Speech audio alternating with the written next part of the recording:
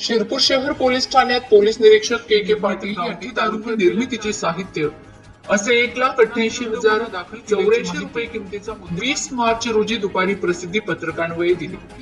लोकसभा निवडणूक व आगामी काळात आणि स्वतः जवळ बाळगणाऱ्यांवर कारवाईचे वरिष्ठांनी आदेश दिल्याने त्याअंतर्गत शहर पोलिसांच्या पथकाने तालुक्यातील तराड कसबे, वाडी, वरुड आणि उंटावत गावात छापा टाकून कारवाई केली।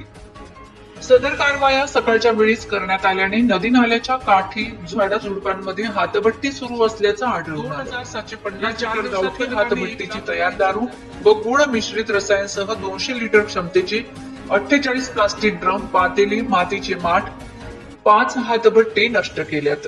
या प्रकरणी शहर पोलीस ठाण्यात भावसिंग गुलाबसिंग बिल वय 44, राहणार तराड कसबे 55, राहणार उंटावत आणि वरुड येथील महिला असे 4 जणांविरुद्ध शिरपूर शहर पोलीस ठाण्यात महाराष्ट्र प्रोवी